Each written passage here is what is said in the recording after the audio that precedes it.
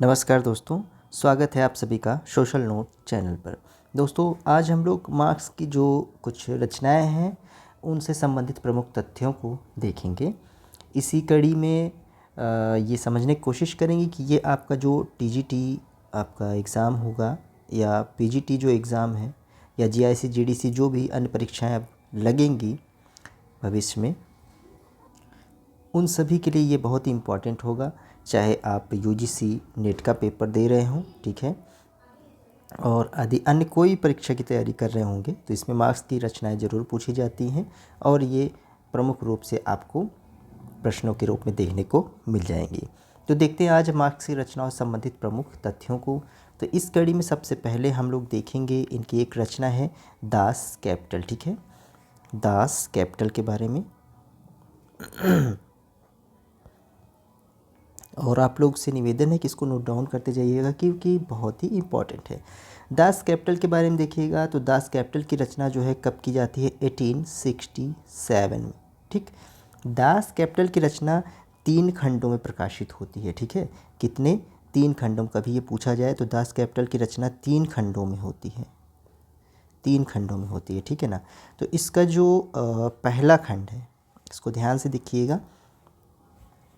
जो प्रथम खंड है या पहला खंड है, इसके बाद जो द्वितीय है और जो तृतीय है, ठीक।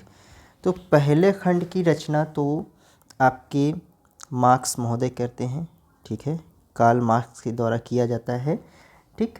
कब किया जाता है? आपका लगभग वही 1867 में, ठीक है, 1867 में, ठीक, प्रथम खंड। लेकिन द्वितीय और तृतीय खंड एंगल्स के द्वारा की जाती है। किसके? एंगल्स, इनके जो शिष्य होते हैं एंगल्स के द्वारा की जाती है। क्यों? क्योंकि इसके बाद प्रथम खंड के 1867 के बाद इनकी मृत्यु हो जाती है, यानी कि द्वितीय और तृतीय खंड जो होता है ये आपका मृत्यु के पश्चात प्रकाशित होती है, ठीक है। ये भी इम्पोर्टेंट प्रश्न बन सकता है आपके लिए, ठीक है। मार्क्स की मृत्यु के पश्चात जो है आपका द्वितीय और तृतीय खंड क्या होता है, प्रकाशित होता है, जिसमें से द्वितीय खंड आपका 1885 में और तृतीय खंड आपका 1894 में, ठीक है, 1894 में प्रकाशित होता है, ठीक। अब देखिए, इतना समझ में आया कि दास कैपिटल, ठीक है, आपका 3 खंडों में प्रकाशित होता है। इसके बाद देखेंगे तो जो दास कैपिटल है, ठीक है, दास कैपिटल में था क्या मुख्यतः, तो दास कैपिटल में जो रचना करते हैं मार्क्स, इसमें जो आर्थिक नियम थे उनका विश्लेषण करते हैं, ठीक है, आर्थिक नियमों का विश्लेषण करते हैं। इस पुस्तक में नियमों का विश्लेषण करते हैं। कभी कभी पूछता है कि इसका मूल जो है केंद्र क्या था इस पुस्तक का, तो आर्थिक नियमों का विश्लेषण जो है किसके द्वारा किया जाता है, मार्क्स के द्वारा किया जाता है, ठीक। इसके बाद एक पॉइंट इसमें और आता है कि दास कैपिटल का पूरा नाम क्या है, ठीक है। कभी कभी पूछता है दास कैपिटल का पूरा नाम, ठीक। तो इसको ध्यान से लिखिएगा।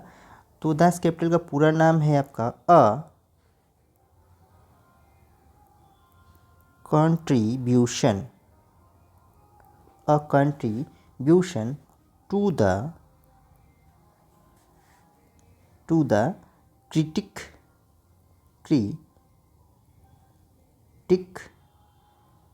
ऑफ पॉलिटिकल इकोनॉमी, ठीक है, जो भी आप पढ़ते इकोनॉमी, ठीक है। A contribution of the critique of political economy, ये है दास कैपिटल का पूरा नाम, ठीक। ये भी एक इम्पॉर्टेंट है, ठीक है। तो यहाँ पर जो है आपके 3 तथ्य हो गए मुख्य हैं, तो एक बार फिर से आप देख लेंगे तो अच्छा रहेगा। पहला तथ्य था कि दास कैपिटल तो पहले रचना होती है आपका 1867 में, ठीक है, और ये 3 खंडों में प्रकाशित होती है, जिसमें से पहले खंड की रचना मार्क्स के द्वारा होती है जो कि 1867 में प्रकाशित होती है। बाकी का प्रकाशन एंगल्स के द्वारा किया जाता है, 1895 में द्वितीय और 1894 में तृतीय, ठीक है। क्यों? क्योंकि इसके बाद क्या होता है, प्रथम खंड के बाद इनकी क्या हो जाती है, मृत्यु हो जाती है। यानी कि द्वितीय और तृतीय खंड जो है आपका मार्क्स की मृत्यु के पश्चात जो है प्रकाशित होती है। ठीक है, एक तो यहाँ पर ये फैक्ट हो गया है। दूसरा फैक्ट देखिएगा कि दास कैपिटल किस चीज़ के बारे में है, किस चीज़ के विषय में है, तो ये आर्थिक नियमों का विश्लेषण करते हैं यहाँ पर मार्क्स। ठीक है, किसका? आर्थिक नियमों का विश्लेषण करते हैं। इसका विषय क्या है दास कैपिटल का? तो ये है आर्थिक नियमों का विश्लेषण। तो ये हो गया दूसरा फैक्ट। तीसरा फैक्ट था आपका कि दास कैपिटल का पूरा नाम कभी पूछता है तो a contribution to the critique of political economy, ये बहुत ही इंपॉर्टेंट है तीसरा। ठीक है, ये 3 तथ्य जो है आपका दास कैपिटल से संबंधित हैं। आशा करते हैं कि आप लोगों ने नोट कर लिया होगा। आइए देखते हैं इसके बाद और भी कुछ फैक्ट। तो अगला फैक्ट है, देखिएगा, एक पुस्तक है द फिलॉसफी ऑफ पॉवर्टी। ठीक है, पुस्तक का नाम है द फिलॉसफी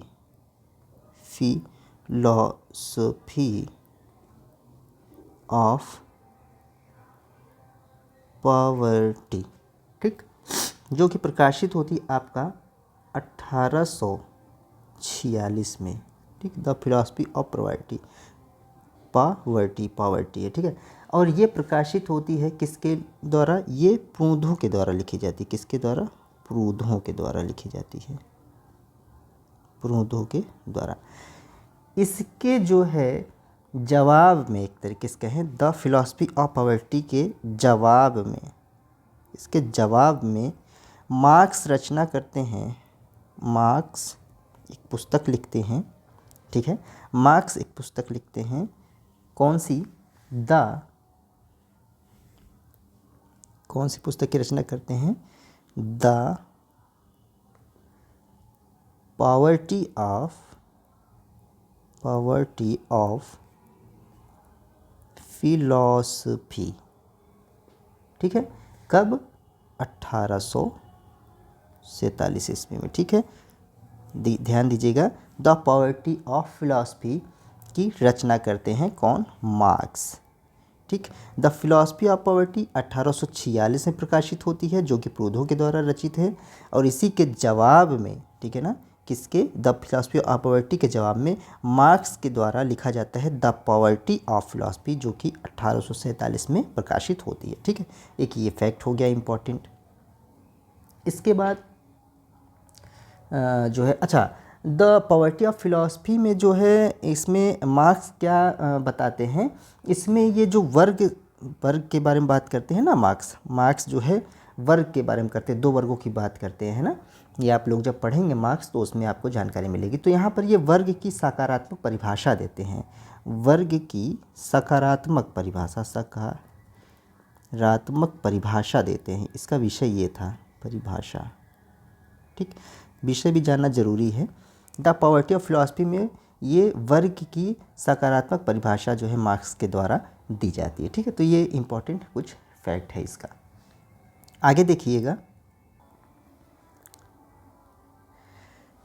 चलिए देखिएगा, इनकी एक पुस्तक है द जर्मन आइडियोलॉजी। ठीक है, कौन सी? द, नोट डाउन करते जाइएगा, जर्मन आइडियोलॉजी,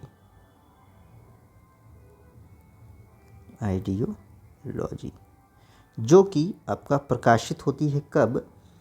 1845 ईस्वी में। ये सब भी जानना जरूरी है कब प्रकाशित होती है। इस द जर्मन आइडियोलॉजी में इन्होंने क्या किया था? ये मार्क्स के द्वारा रचित है भाई, सब मार्क्स के बारे में ही बात हो रही है। ठीक है ना, मार्क्स के द्वारा रचित है। इसमें जो है ये द्वंद्वात्मक भौतिकतावाद के सिद्धांत का प्रतिपादन करते हैं। क्या? बहुत इम्पोर्टेंट है, द्वंद्वात्मक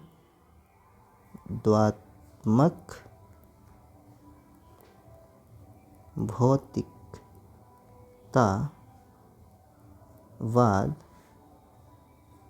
का सिद्धांत का प्रतिपादन करते हैं। ठीक है, एक ये फैक्ट है। तो द जर्मन आइडियोलॉजी इनकी एक बुक है जो मार्क्स के द्वारा रचित है, और इस बुक में ही ये द्वंद्वात्मक भौतिकतावाद के सिद्धांत का प्रतिपादन करते हैं। ये सीधे सीधे क्वेश्चन यहाँ से बनता है। ठीक है, अगला फैक्ट देखिएगा, इनकी एक रचना है the civil war, the civil war in France. ठीक है, the civil war in France, जो कि प्रकाशित होती है आपका 1871 ईस्वी में। ठीक, ये भी मार्क्स के द्वारा रचित है। ठीक है, ये तो इम्पोर्टेंट, ये सारे मार्क्स के बारे में ही बात हो रही है। तो मार्क्स इसमें जो है आपका राज्य संबंधित विचार प्रस्तुत करते हैं। क्या? राज्य संबंधित विचार। ठीक है, कभी ये पूछता है कि किस पुस्तक में मार्क्स ने राज्य संबंधी विचार प्रस्तुत किया है, तो वो आपका हो जाएगा the civil war in France. ठीक है, और इसी पुस्तक में वो इनकी एक बुक है द कम्युनिस्ट मैनिफेस्टो। ठीक है, इसी पुस्तक में, इसको नोट करके लिख लेंगे, इसी पुस्तक में मार्क्स ने द कम्युनिस्ट मैनिफेस्टो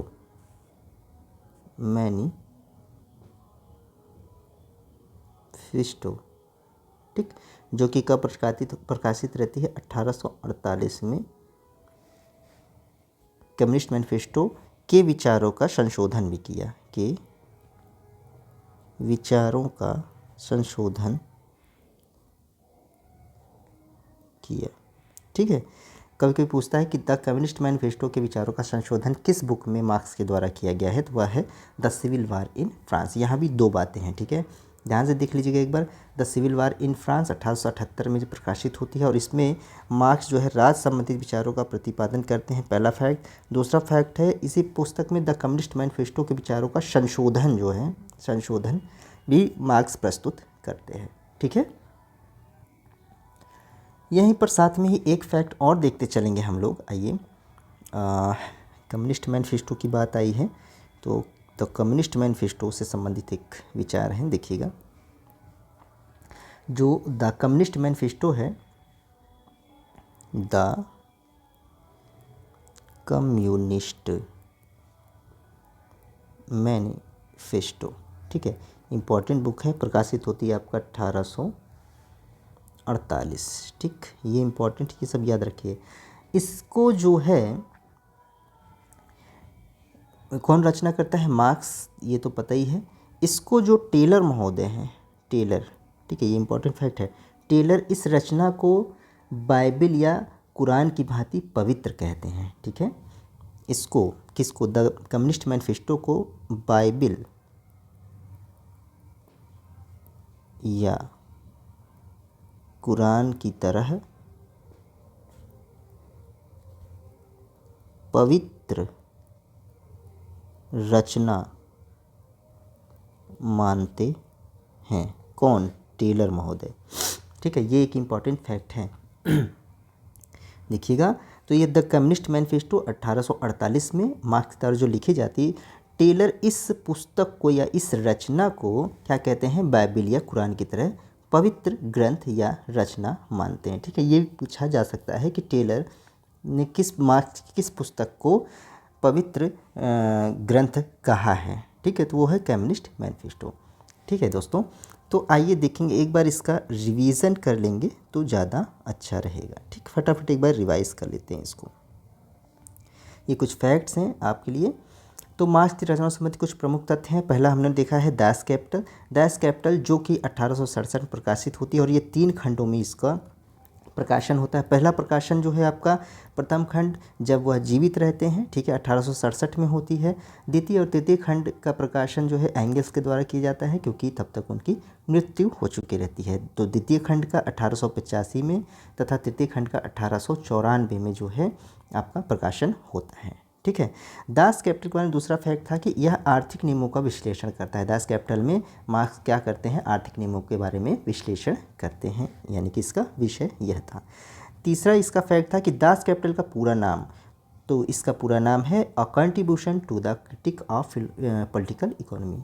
ठीक है, ये नोट डाउन करिएगा। इसके बाद है द फिलॉसफी ऑफ पॉवर्टी, एक पुस्तक है जो कि 1846 में प्रकाशित होती है और ये प्रूंदो के द्वारा लिखी जाती है रचना। इसी के जवाब में जो है मार्क्स ने एक रचना लिखी द पॉवर्टी ऑफ फिलॉसफी, जो कि 1847 में प्रकाशित होती है। यह कब प्रकाशित होती है? 1846 में, और यह 1847 में इसके जवाब में मार्क्स के द्वारा जो है प्रकाशित की जाती है।